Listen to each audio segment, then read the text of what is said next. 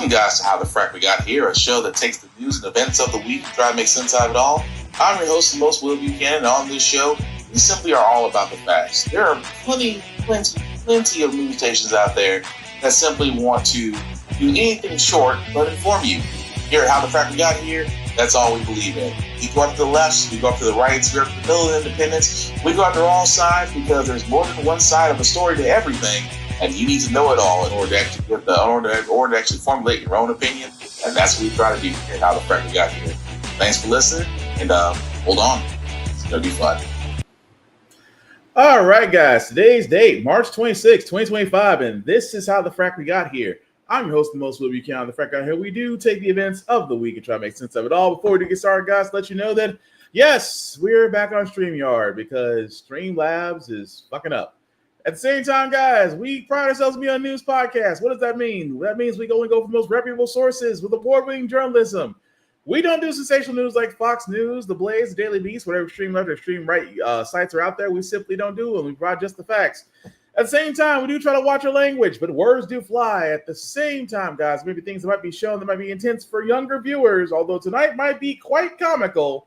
But viewer discretion is advised. Aside from that, welcome. So, tonight's topic outside of F-47, because yes, he still doesn't get it. Not only does he still doesn't get it, guys, it's a simple fact of the matter that, well, I keep saying when it comes to the bloated orange administration, although I will start using F-47 now because F-47 just sounds so right. And if you don't know what F-47 means, this is regarding to the Dorito that is unfortunately the president, Mr. Convict, sexual predator Trump, has a little bit of a debacle on his hands. Why? Because his defensive group did something that was so boneheaded that it just deserves to have its own segment. Or it should have its own segment. You know, you always say it goes down in the DM. Well, in this case, it went down in the group chat by an unwilling participant that got pulled into something that really should not be on a public app. Unless you've been in a rock, here it is. The Trump administration digging in as the fallout grows over that text chat bombshell. The top officials discussed secret U.S. military plans in a group chat on the encrypted messaging app Signal, with the Atlantic magazine's top editor inadvertently included. Jeffrey Goldberg said he was added to the chat by National Security Advisor Mike Waltz. Secretary of Defense Pete Hegseth, who the Atlantic reports texted information about, quote, targets, weapons, and attack sequencing to be used in bombing targets in Yemen, speaking yesterday. Nobody was texting war plans, and that's all I have to say about that. Goldberg responding overnight. No, that's a lie. He was texting war plans. He was texting attack plans. Goldberg says on the morning of March 15, Hegseth notified the chat of an upcoming attack. Including human targets. Meant to be killed in that attack, weapon systems, even weather reports. It was a minute by minute accounting of what was about to happen. Around 2 hours later, he says, reports came in of explosions in Yemen. Though he chose not to publish the most sensitive information, Goldberg sharing other screenshots of the group weighing in, including the CIA director writing, quote, a good start after the attack. Even celebratory emojis posted by Waltz. Before Hegseth sent the plans, the group, including Vice President J.D. Vance, debated. Vance saying he thought the operation was a mistake, adding, quote, I'm not sure the president is aware how inconsistent this is with his message on Europe right now. The group later agreed to go forward. Vance's team now saying he and the president have discussed the matter and, quote, we are in complete agreement. President Trump on Monday denying any knowledge of the story. I'm not a big fan of the Atlantic. I don't know anything about it. You're telling me about it for the first time. A National Security Council spokesman telling the Atlantic its reporting, quote, appears to be an authentic message chain, and arguing there were no threats to troops or national security. Democrats outraged by the breach. This is reckless, irresponsible, and dangerous. While Republican lawmakers have largely shrugged it off. An inadvertent phone number made it onto that thread. They're going to track that down and make sure that it doesn't happen again. What you did see, though, So what happens now? President Trump did ultimately read that story yesterday, a White House official tells me, and two sources say he has spoken with Mike Waltz about the episode.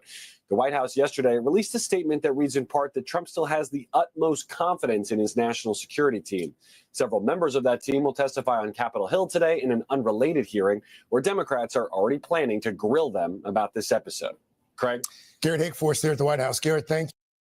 So what's crazy about that is, right? Imagine you are Secretary of Defense, sometimes not really sober, drunk Pete's headset, along with others, talking in a public app about war plans, targets, and things of that nature. Now imagine you are an editor of a very famous newspaper to where now you have been pulled in and been sent sensitive knowledge.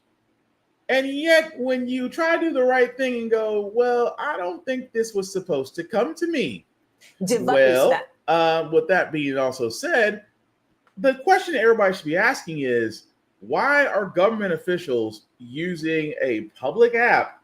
And even more so, how did this man get added? Well, this man was added by accident. But like any other journalist, if you hand them a golden ticket, do you expect them not to punch it?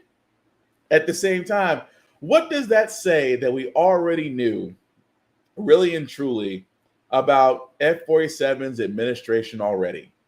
Your department, I mean, no offense, let's be honest, your ICE is now the new Gestapo. Your director of national intelligence is a freaking idiot. At the same time, your Secretary of Defense is a drunk and a woman beater. And yet, the people that you have as director of the FBI, director of national intelligence, director of the NSA, have all been compromised. And yet, when Dorito is asked about the very same thing that everybody's talking about right now, Mr. F-47, were you aware that the Yemen attack plans were being texted to a report in a group chat? If so, how do you feel about it? President, your reaction to the story in the Atlantic that said that some of your top cabinet officials and aides had been discussing very sensitive material through Signal and included an Atlantic reporter for that. What is your response to that? I don't know anything about it. I'm not a big fan of the Atlantic. To me, it's a magazine that's going out of business. I think it's not much of a magazine, but I know nothing about it. You're saying that they had what? They were using Signal to coordinate on sensitive materials and having to do with what? Having to do with what? What were they talking about? With the Houthis. The Houthis? You mean the attack on the Houthis? Well, it couldn't have been very effective because the attack was very effective. I can tell you that. I don't know anything about it. You're telling me about it for the first time. Anybody else? Okay, so you know nothing about the fact that your Secretary of Defense fracked up, but I know nothing about that. Well, the attack must have been the attack still must have went through. It was successful. I know that, but you don't know that your Secretary of Defense fouled up to the point to where national security may have been compromised. How is it, sir, that you are allowed to be in the White House yet you walk around like Colonel Klink from Hogan's Heroes? I know nothing. That's what Trump is, outside of a secret Nazi, but he pretty much is, I know nothing, but I know success. I don't know failure, although failure has been associated with many of my business practices, but you're not going to pin this on me. Even more so, to where Democrats, I got on you. Democrats, I got on you. The week before last, I got on you guys. And you have been given a gift. Bow tied up, wrapped in all. Democrats, you have been given a gift. Comedians, you have the next good 2 months of material to work with. Saturday Night Live, I am hoping you take this one. I'm just saying, Saturday Night Live, there's your cold open right there. That's all I'm saying. But being funny aside, how is nobody not going and saying, how in the blue hell are government officials using a public app, because Signal is a public app. Signal is much like WhatsApp, encrypted messages, prevent screenshots, messages disappear after some time. The thing about it is, government officials are texting attack plans. And again, how is this not more of a big thing? It should be. It should be freaking alarming right now. Even more so, the Director of National Intelligence, the FBI Director, Kash Patel, the CIA Director, all had to testify before the House committee because, again, Democrats, this is your time to shine. You can grill the crap out of these people and watch them dance because they will. Especially to this question, to where this is why I love that maybe Democrats are finally getting it. I get the whole Michelle Obama thing. When they go low, we go high. Okay, that's cool. All due respect to FLOTUS, I will never disrespect that woman. But now is the time to where if they go low, we go subterranean. Forget basement, we go subterranean. And even more so, I love what this dude did. I love what this man asked. This representative of the House Intel Committee asked a question to Tulsi Gabbard that we all were wondering. Mr. Gomez. Thank you, Mr. Chairman. So I want to make a few things clear before we move on to other questions regarding the Signal chat. Director Gabbard, yesterday before the Senate Intelligence Committee, specifically when answering Senator Kelly, you repeatedly said you did not recall any discussion in the Houthi PC small group discussing operational details, strike targets, the type of vehicles and military units involved, or the timing and order of strikes. Do you stand by your testimony from yesterday that you do not recall any of the discussions regarding this type of classified information? Yes or no? My response in the Senate yesterday, yes, I stand by that response. Obviously, the release of the screenshots that came from that chat group today were a refresher on what happened. As I said earlier, I was not involved with that portion of the chat, so it did not come to my recollection yesterday. Thank you.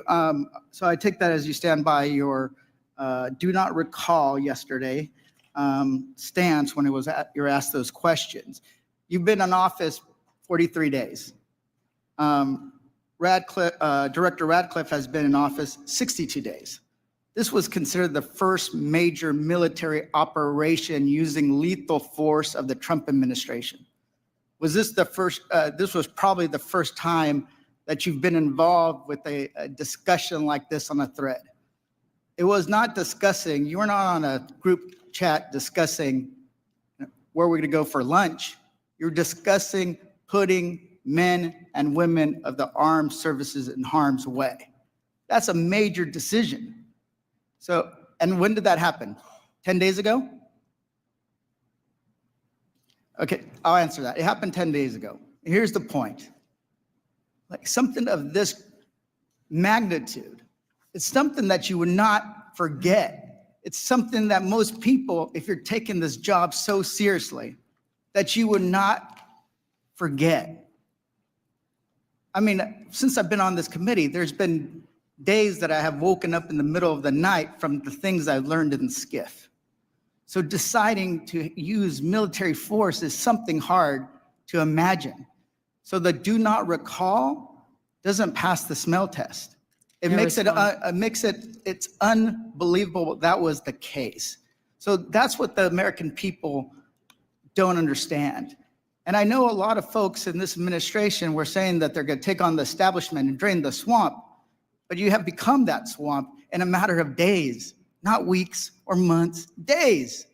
So one of the things we're going to look into is what actually occurred, because the American people deserve a full accounting.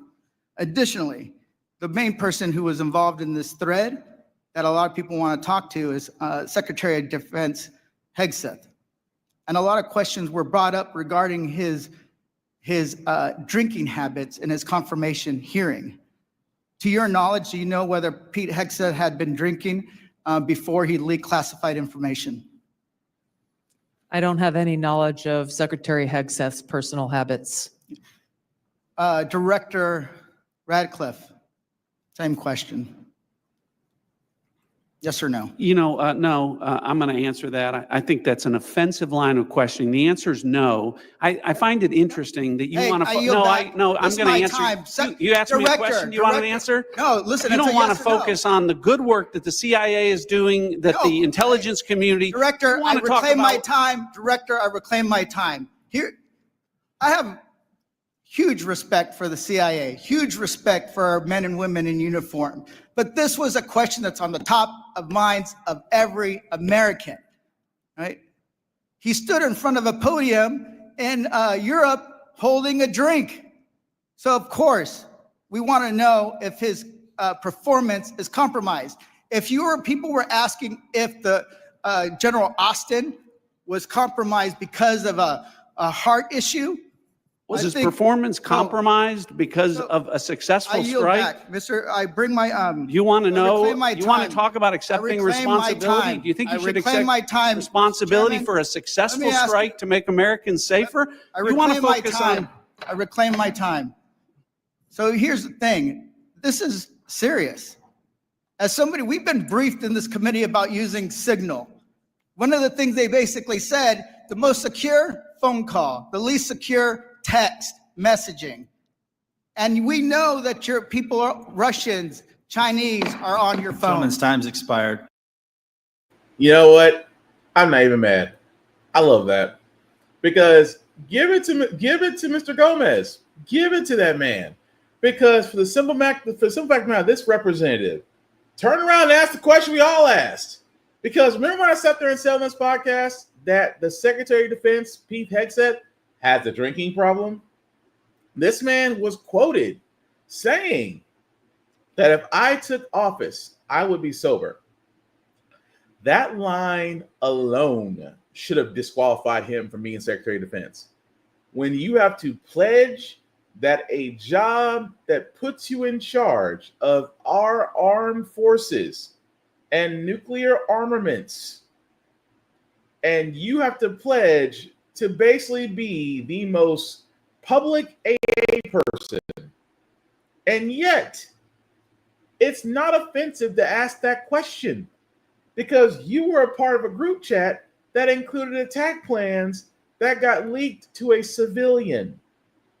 So I say again, I don't blame him at all for turning around and asking the question that we all asked. Is this Secretary of Defense sober? And you're asking the three heads, the Director of National Intelligence, the FBI, and the CIA. You're asking all three directors, is this man sober? No, we all know he's not sober. He is a working alcoholic. Note I said working. Note I didn't say functional. I said working. But the crazy part about all this is, folks, is that classified information did get out. So, a CIA asset may have been named. Attack strikes, including where they were going to hit, the targets they were going to get hit, hours before they actually occurred. This type of breach is done by folks, and it's human error. It's not system. We can't blame a system. We can't blame a breach. This is human error. But you can't have human error. And again, why are you using apps like Signal? I'm like, doesn't the government have their own ways of encrypted communication? I like to think so. I mean, the military figured it out. But yet, our Secretary of Defense, along with consultants, included an unwilling participant who now says, yeah, I got the receipts. You can't sit there and say, as Pete Hegseth says, that there was no classified information. Said person has text message says otherwise. I have the receipts. There were no attack plans. There were no attack plans. There was nothing classified. And yet, that reporter could have sat there. If he wasn't an American, he didn't leave. He left out the more classified intel. He let out what was probably the most safest thing he can say. Had he led the entire text message out in general, you people would be heated. But what about the people that always talk about Hillary's emails, including Trump? She's got her own private server. She's got her own emails. And nobody's not looking into that. Benghazi. Where are y'all folks? Because the same ones that were crying about Hillary Clinton's private email server, the same ones that were crying about not looking into Benghazi are eerily silent when it comes to this. And I mean eerily silent. You could have sat there the entire time and I would have been like, so y'all just ain't gonna say nothing? You're awfully quiet. And they will be quiet because it was never about the emails. It was about the fact that you couldn't handle a woman being president. That's all it is. You couldn't handle a woman being president, so you had to find something to nail her to. But Trump, Gabbard, they're all going to have fun. Hegseth, again, Saturday Night Live, I'm looking at y'all for this cold open. That's all I'm saying. But moving right along, because we still got to talk about F-47. And I'm going to tell you why I'm going to keep calling them F-47. And I have to give the generals credit for that, for F-47. But Trump is using the Supreme Court as his own personal mulligan. What I mean by that, guys, is that because he's using it as his own mulligan, he's asking the Supreme Court. Keep in mind, this is when he is trying to gut the government's employees, right? Remember a while back, he sat there and said, well, because he's listening to co-president Elon Musk, who's always on ketamine and mostly an idiot, said that federal jobs had to be cut. Well, remember when he tried and that judges actually put a stay on that? Well, Trump decided, I want to go whine the Supreme Court to lift the stay of the district judge's order that at this point had 16,000 terminated federal employees, which are now on hold. So this is the problem I have with this, that whenever it comes to Trump, and I mean this wholeheartedly, and I say this all the time, the Supreme Court used to be, and well, let's do it this way. The Supreme Court used to be the court in the land that you had to jump through hills and valleys to get to. This was the court that if anything happened, like you had to be on some major, it had to be altering toward the country in order for the Supreme Court to hear this case. Trump, on the other hand, and his administration, what F-47 and his administration does, if they don't like a ruling that a judge has done, what's the first thing they do? We're going to take it to the Supreme Court. And the Supreme Court right now, guys, is conservative leaning. There are more conservatives in the Supreme Court than there are liberals or progressives. And the scary part about this is that Trump has a fast food window, which how is a case bypassing the lower courts, the appeals courts, and going straight to the Supreme Court? Because that's what Trump's administration does. The one thing I will know about Trump, his team does litigation. His team does litigation well. They love to sit there and say, we're going to take it to court, and we wait. And what's amazing about this, guys, is that because of this, there is a chance the Supreme Court can't hear this case. There's a chance the Supreme Court can turn around and reverse this. And if so, it sets a dangerous precedent that apparently Trump does not believe in order. Trump believes in dictatorship. And you can't sit there and tell me otherwise unless the Supreme Court does what they should have done. Respected the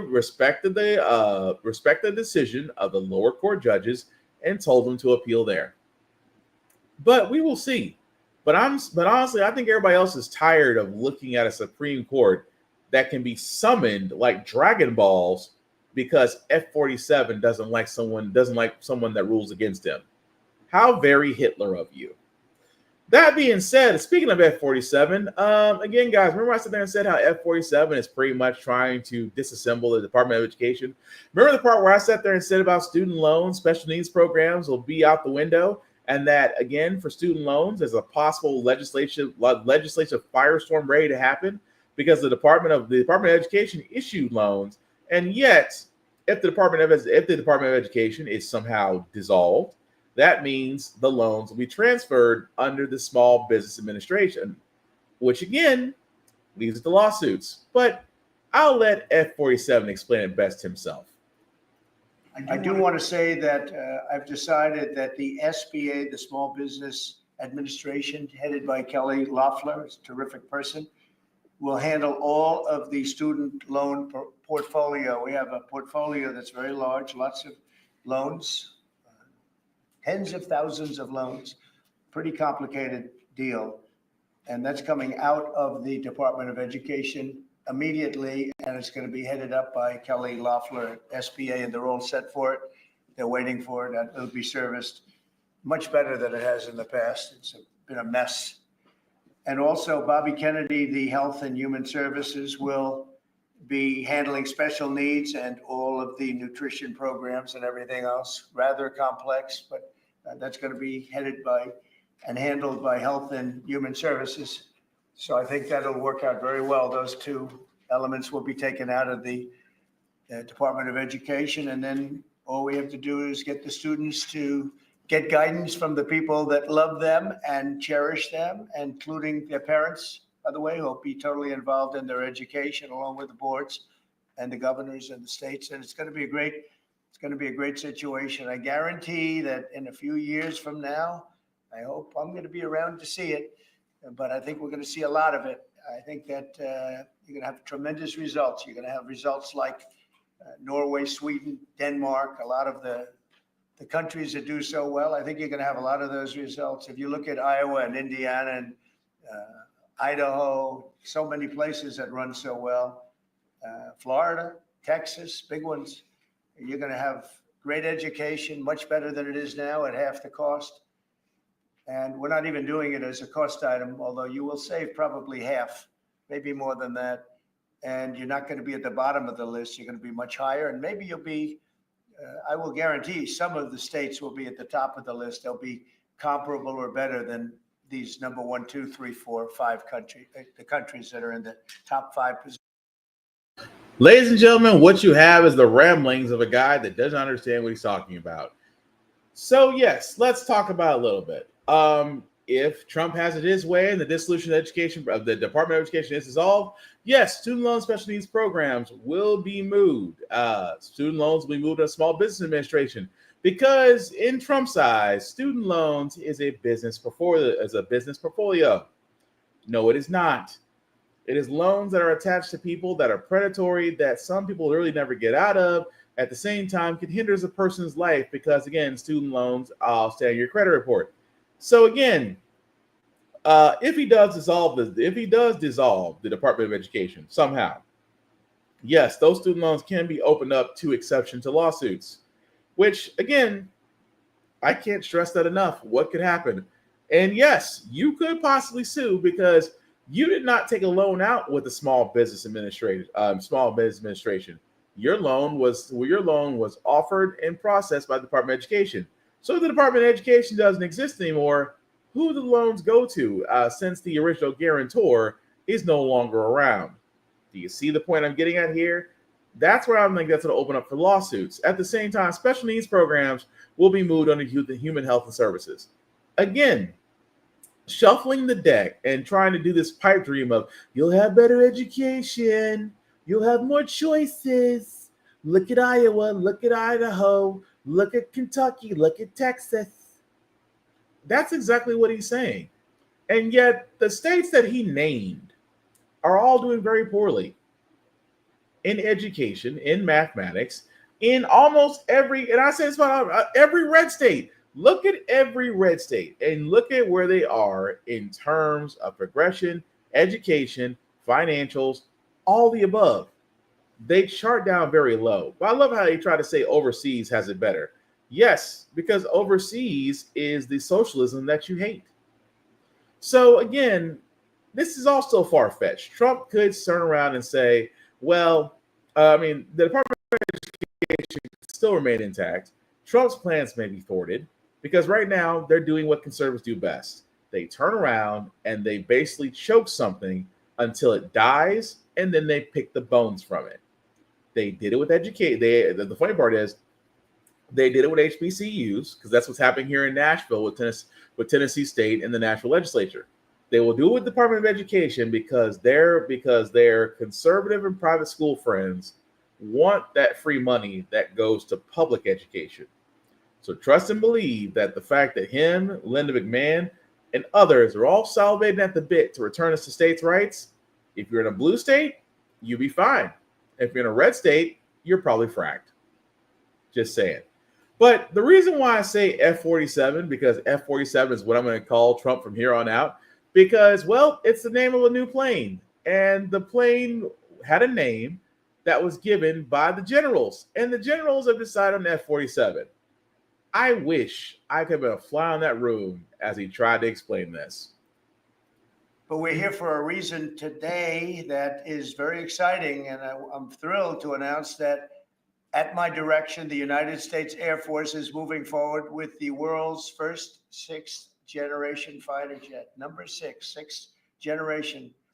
Nothing in the world comes even close to it. And it'll be known as the F-47. The generals picked a title.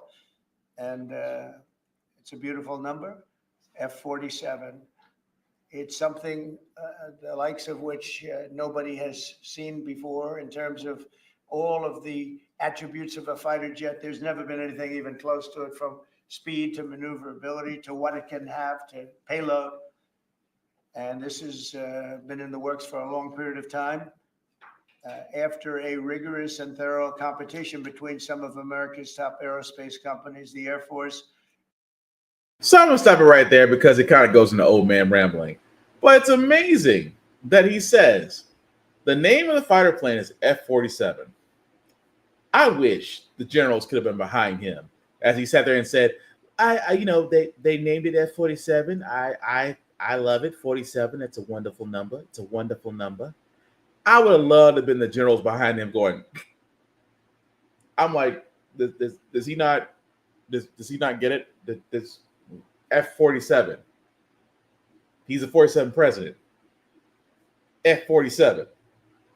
He still doesn't get it. And I'm just saying, Saturday Night Live, if y'all don't run with this, golden opportunity. That's all I'm saying.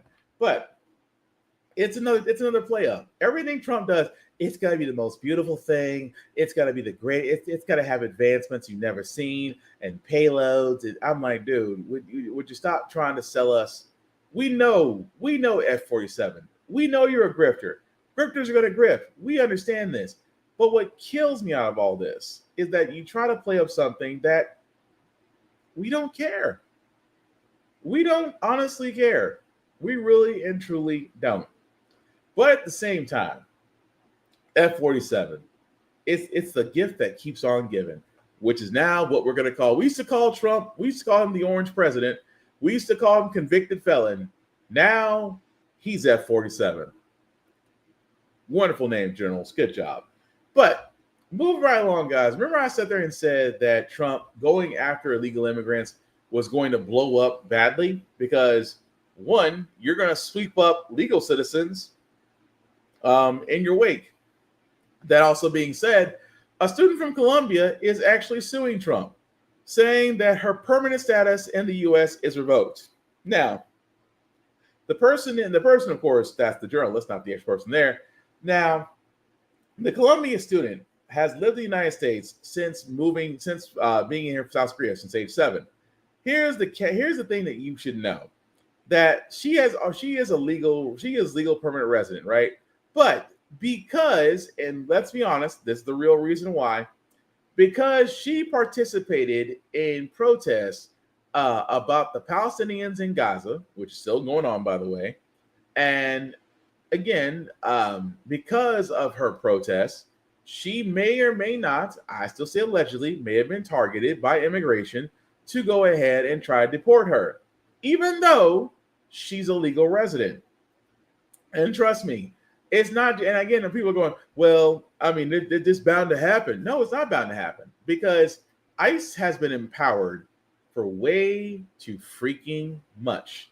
Between them and Kristi Noem, who is the director of Homeland Security and also a Trump puppet, is literally going after everybody. But you know what? They are going after people of color. I've yet to see any Russians get picked up. I've yet to see anybody of a lighter skin tone get deported. But you know, every time we see deported, people of color, even more so folks that are actually citizens but protesting against the status quo.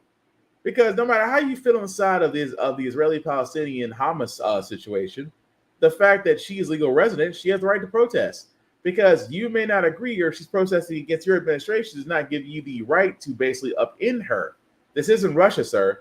It's not like Putin, where you can actually have many of your outspoken critics disappear. Which again, Trump would love to, because he romanticizes the idea of dictators. Just saying.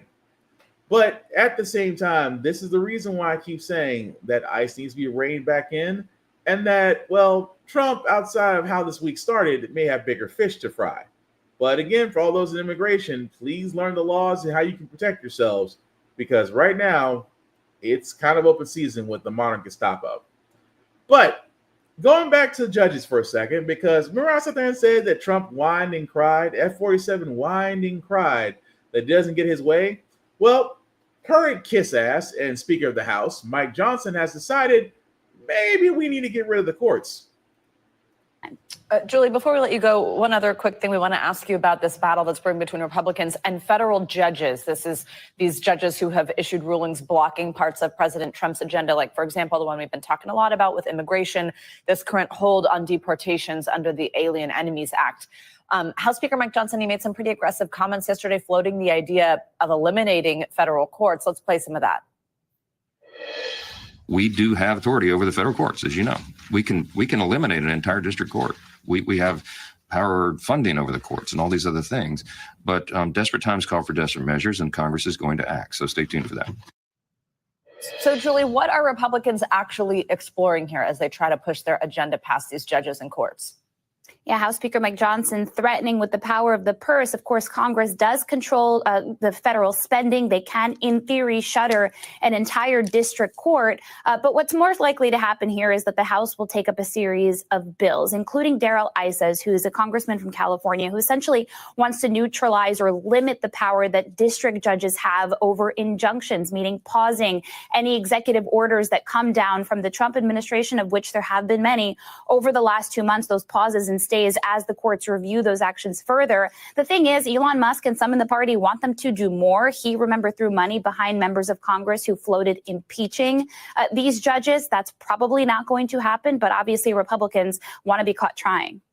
All right, Julie Sirkin, thank you very much. So what's crazy is you have Speaker of the House Mike Johnson, who again would love to do Trump's bidding and gargle and work the shaft. I know. If you understand what I'm getting at, then that's what I mean. He has sat there and said, well, maybe we need to get rid of the federal courts.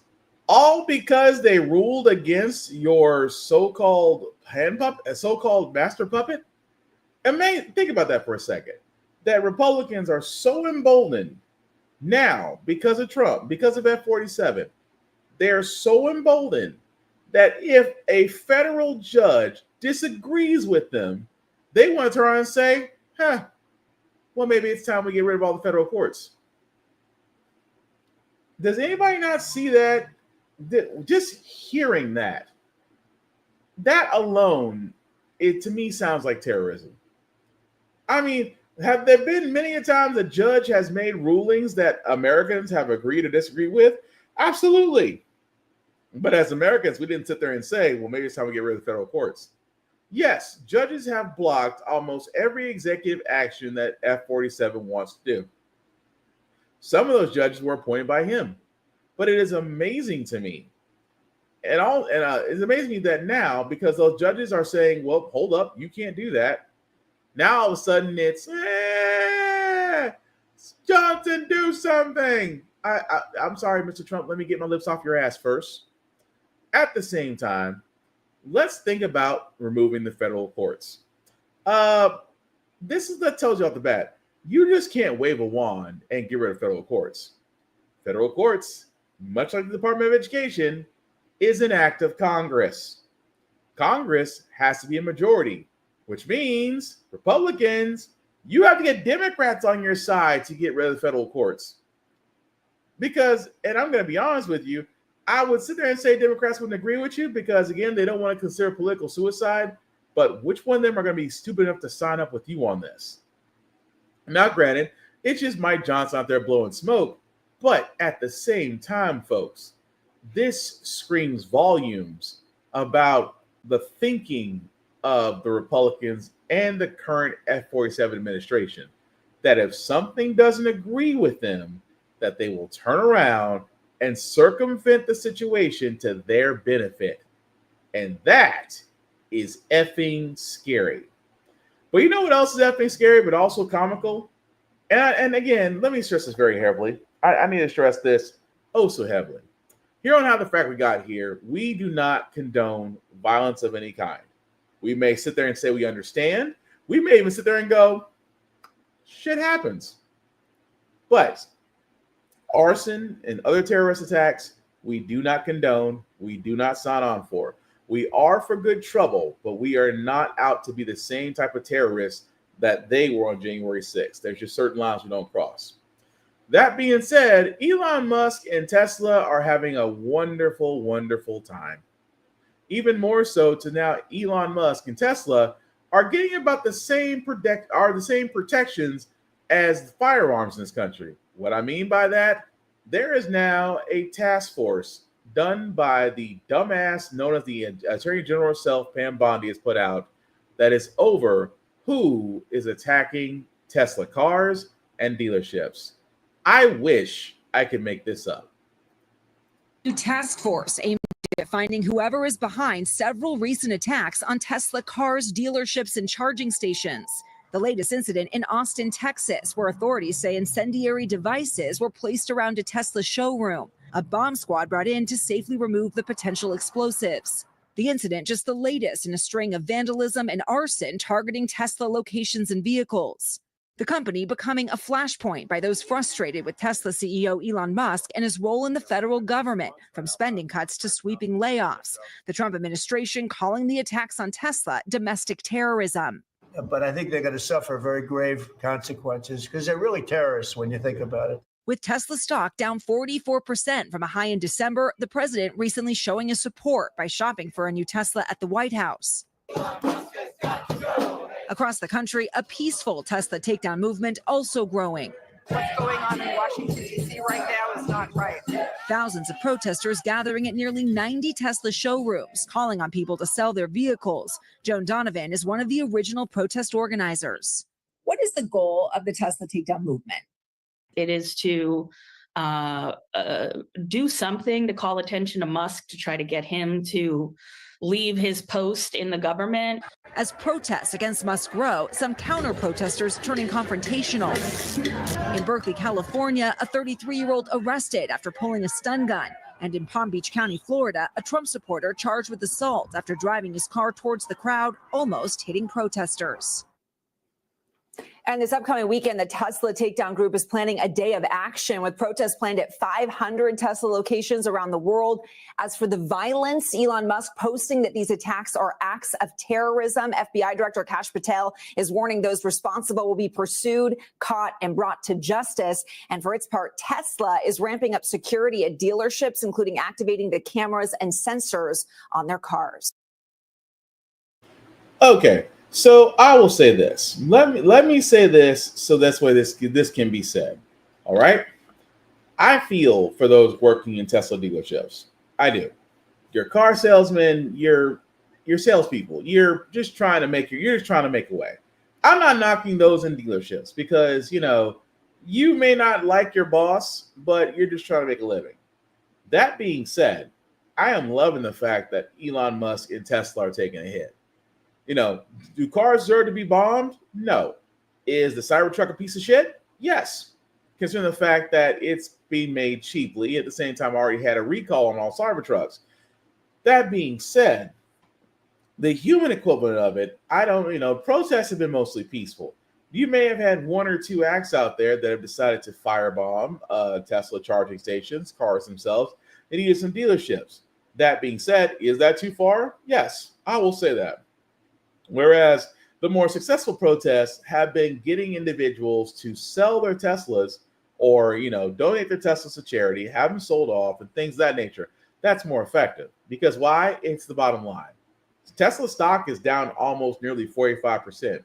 Elon Musk has lost billions He's lost so much value in Tesla that now SpaceX is his most valuable asset. Because keep in mind, when it comes to Elon Musk and how he operates off the value of his stock. Tesla used to be the highest thing out there, but now it's not. SpaceX is.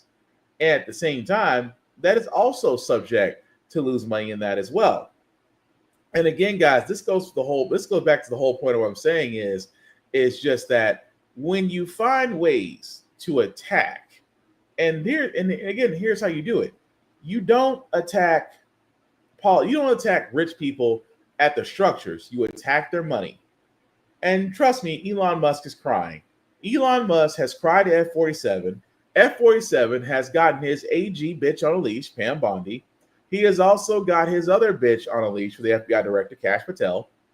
And he is trying to sit there and say, if you attack Tesla dealerships, we will come for you. When did Tesla dealerships get more protection than kids? Because last time I checked, we've had multiple school shootings. And at the same time, gun laws and how to protect children hasn't improved. A few dealerships get firebombed, and all of a sudden there's a task force on watch. There's a task force for who attacks Tesla dealerships. You know, I always sit there and say, and this is not to sound like a relationship meme. If they would, they could. This is a prime example, folks, of if they would, they could. And at the same time, guys, this is the point where I'm getting at. Whenever we see somebody who has influence cries to somebody who has power, all of a sudden they are now protected. Do I feel bad that Elon Musk is losing money hand over fist? Nope.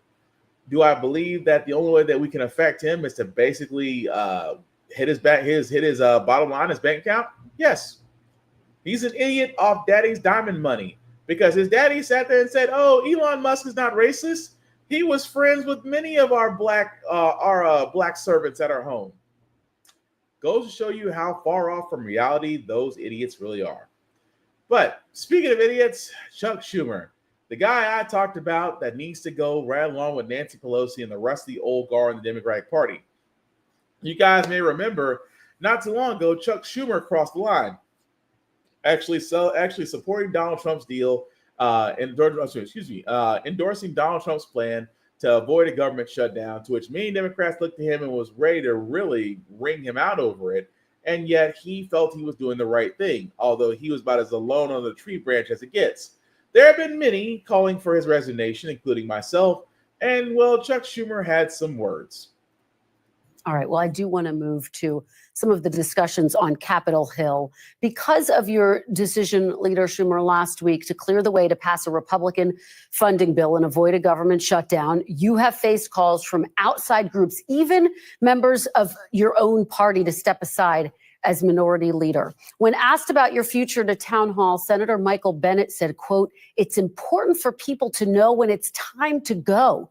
Leader Schumer, are you feeling pressure to step down?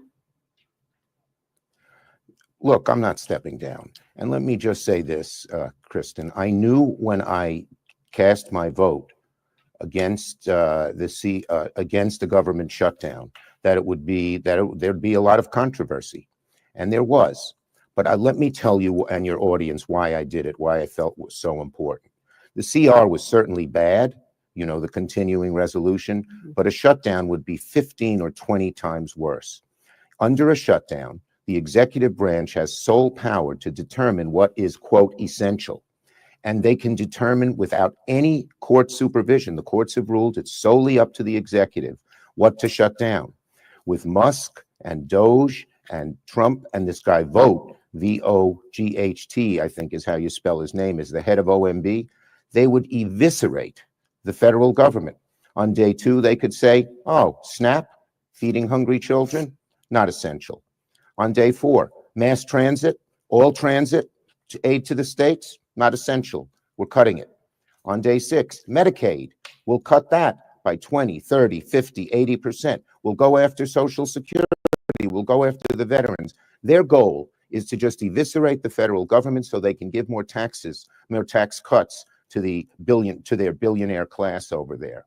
And so it would be devastating. And here's what makes one more thing. Here's what makes it worse. There's no off-ramp. Who determines how long the shutdown would last? Only those evil people at the top of the executive branch in the Trump administration. And one senator, Republican, told a Democratic senator, colleague of mine, and this guy is close, this Republican senator is close to the Doge Musk people, they would keep the government shut down for 6 months, 9 months, a year, till everyone was furloughed and gone and quit, and there'd be no way to stop it. So I thought that would be so devastating to the Republic and anger so many people that we actually went forward with a shutdown, which have even worse consequences than the CR. It was a vote of principle. You know, sometimes when you're a leader, you have to do things to avoid a real danger that might come down the curve. And I did it out of pure conviction as to what a leader should do and what the right thing for America and my party was. And to that point, I mean, some Democrats are saying they want leadership to show more fight in this moment. They think that's what's required. You were, of course, instrumental in urging President Biden to drop out of the 2024 race when he himself wasn't convinced. I've had conversations with Democrats, Leader Schumer, who say this moment feels very similar. Are you making the same mistake that President Biden did?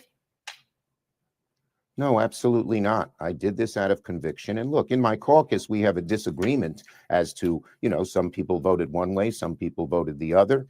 But we've all agreed to respect each other because each side saw why the other side felt so strongly about it.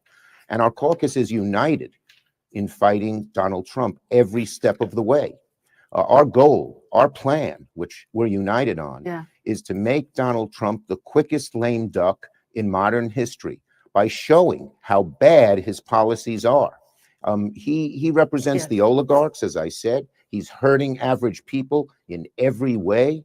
And we are, through oversight hearings, we're exposing what he's doing, through the courts, which I mentioned, we've had some real success in, through legislation, and through organizing in all the districts throughout the country. So that I believe that because the Republicans are already nervous, you know, a lot of them said don't hold town hall meetings. I believe by 2026, the Republicans in the House and Senate will feel like they're rats on a sinking ship because we have so gone after Trump and all the horrible things he's doing, and they will know it, see it, hate it, and act on it. Let me ask you about something former House Speaker Nancy Pelosi said on Tuesday about your decision. She said, quote, "I myself don't give away anything for nothing." And I think that's what happened the other day. Do you acknowledge that Democrats didn't get anything in this fight, Leader Schumer? Well, what we got at the end of the day is avoiding the horror of a shutdown. There was no leverage point that we could have asked for things. They just would have said no. And because they controlled, let's not forget, they control the House and Senate. They could force a vote, yes or no, on the CR without any additions. Patty Murray tried very hard to get them to add things, and they said no. And because of the rules of the Senate, they could force a vote, yes or no. It was a difficult vote. We talked about it in caucus a lot, and I voted because I thought, you know, I say to people, when you're on that political mountain, the higher up you climb, the more fiercely the winds blow. And the only way you stop being blown off the mountain is your internal gyroscope. My internal gyroscope said, regardless of the fact that some people would not like it, which I knew, that I had to do the right thing for the country and for our party. Okay, so you didn't really say anything. He didn't. My whole thing was Chuck Schumer had a wonderful moment where Chuck Schumer could have sat there and been like, you know what? Let me say what I need to say. And what did he say? Not a goddamn thing. Outside the fact that he said, look, I'm not stepping down. I'm not. It's almost very Don Quixote in a little bit. I'm not stepping down because he already knew when he cast his vote. But he's going to sit there and tell me, well, if we didn't cast a vote, let me explain this doomsday situation to where the Republicans would have drawn this out, workers would have not been able to get to work, people would have still suffered, and at the same time, only people that would benefit is Republicans. So let me get this straight. You as a lone Democrat, the minority voice in the Senate, you have decided to take it upon yourself to fall on this mighty sword and say, look, It is better to keep the government running than to not shut it down. I said it. I said a week before. I'll say it again. Chuck Schumer, you are a coward. Own up. How do they buy and sell you, sir? The fact that you say Democrats are united, you guys are not. You guys are not in any shape or form united. Because the reason why I say that, folks, is that they're not united. They're not united. Literally, just moments after they press that vote, we now have Bernie Sanders and AOC going on a freaking tour against the oligarchy. Oligarchy. I can never say that word. I apologize profusely. But they already are starting their tours. You have those others that are speaking to their constituents. You have other Democrats being activists. I mean, yeah, you guys are making noise, but you certainly are not united. At the same time, Schumer, yes, it is time that you go. It is time that Pelosi goes. It is time that the old guard of the Democrats finally leave. Because here's the thing. You may joke about the new face of the Republican Party, but the one thing you can't say, above all else, behind their golden calf F-47, is they are not effective, especially toward the miseducated. Democrats are smart, but as most people say, if Democrats are smart, how come they're always losing against Republicans? Because Democrats don't fight. Democrats believe in decorum. Democrats believe in holding a face or showing grace when they really should be throwing hands. That's why I will stand behind a Jasmine Crockett. I will gladly stand behind and defend a Jasmine Crockett, but I will easily dismiss a Hakeem Jeffries, who believes that decorum matters more than actually a united front against F-47 and his administration. I will support the squad of AOC and Bernie Sanders before I supported Chuck Schumer, a lone Democrat that decided that out of the greatest two evils, I'd rather drink F-47's potion than worry about the what ifs would happen if a government shutdown occurs. Again, the old guard of the Democrats needs to go. Completely and utterly gone. And no matter how you cut the mustard on it, it needs to go. Simple as that. Which means, yes, Chuck Schumer, let's just say coming up your midterms, you might be gone, because the only way Democrats can survive against the new Republican Party is that you need the old guard to go, and the progressives need to step forward into light. Just saying. But we're kind of wrapping up, guys, before we get to our feel-good segment. This one, guys, is a little bit hard to stomach. So trigger warning has been given that this couple decided to basically treat adopted Black children as slaves. Even so much more that their sentencing means that they will never see the outside of a prison cell. But after hearing this story, I'm going to be honest, it's not enough. God have mercy on your souls, because this court will not. An emotional sentencing in Kanawha County Circuit Court for a couple found guilty of a number of charges, including human trafficking, civil rights, and child abuse. This after investigators say Ginny Whitefeather and Donald Lance locked their children inside a closed-off area of a barn in Sissonville. The discovery made by sheriff deputies in October 2023. The couple addressing the court Wednesday. I just like the court to know that I have made mistakes, and I'm very sorry for that. And I love my children. I have never, ever done anything to any one of my 8 children to harm them intentionally. Just like to say, the children, I do love you. Those children also addressing the court through impact statements. The eldest child calling Whitefeather and Lance monsters and saying they were tortured mentally. Another one of the children saying, "I will be something amazing. I will be strong and beautiful. You will always be exactly what you are." Horrible. Even the youngest child writing a letter that was read aloud. Taught to laugh at my siblings and told they were bad. I was kept from them and watched all this stuff happen. Now in my new home, I see that everything was not right there with Jeannie and Donald. Prosecutors making a plea for a penalty they believe fits the crime.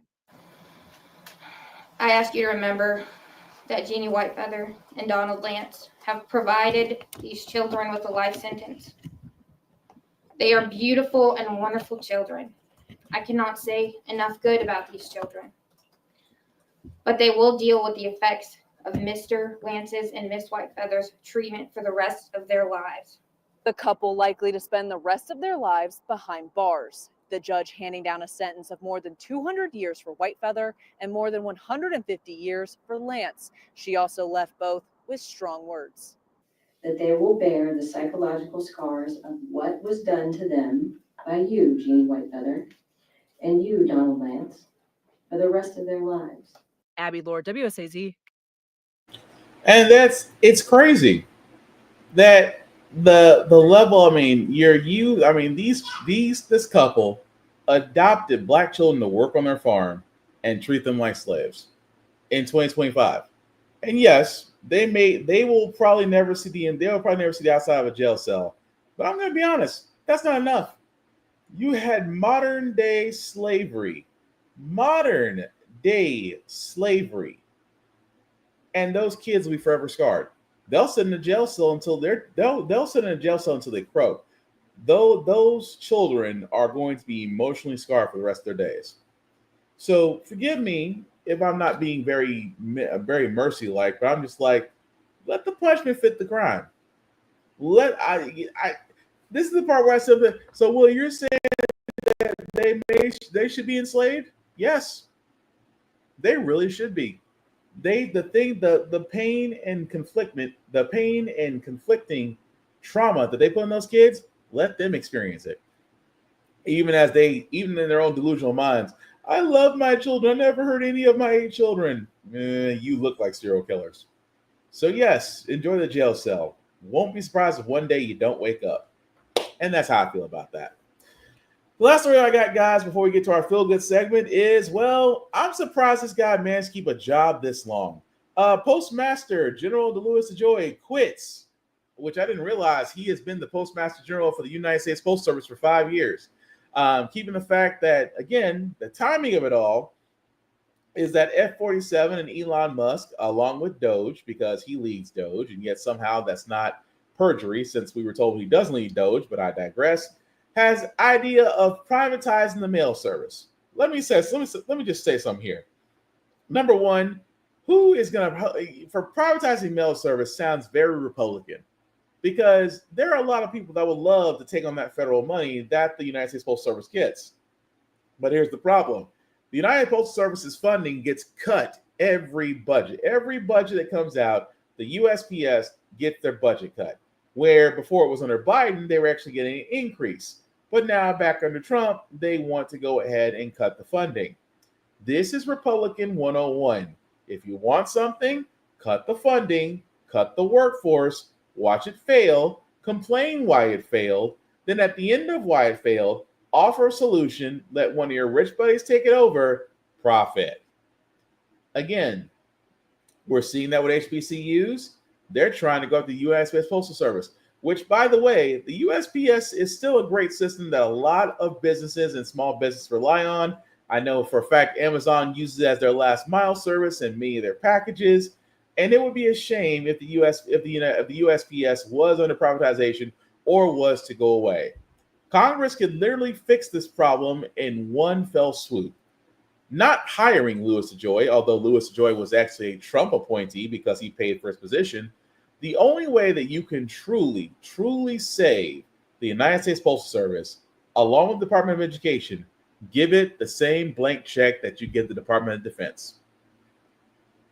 If you have more money, you can have more personnel. We were all set with the IRS. The IRS was getting $80 billion in funding and new personnel. What is that personnel now being helped to?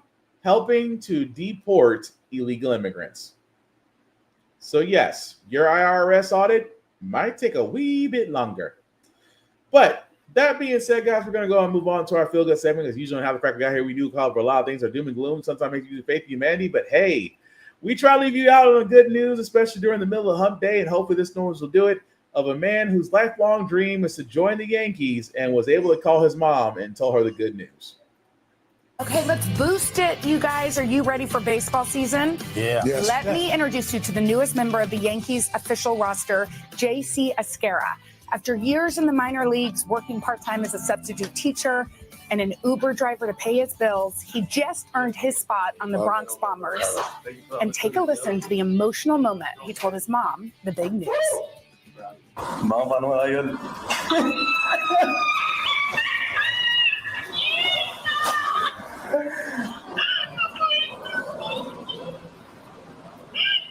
We did it. I made the team. We did it. Oh, so beautiful. He said it was their whole family's dream. Oh. Now, I don't care who you are. I'm not a Yankees fan. I'm more of a Cubs fan, but I'm not going to knock somebody whose dream was to make it to the league, to the show, as they call it, and that man did. So definitely congratulations to him. Like I said, I'm a Cubs fan. I hate the Yankees. I do. But shout out to Mr. Skara, who is now an MLB player with the Yankees. Enjoy, sir. Not too many people get to live out their dreams, and hopefully you'll get to live out yours. Again, hate the Yankees, but, respect.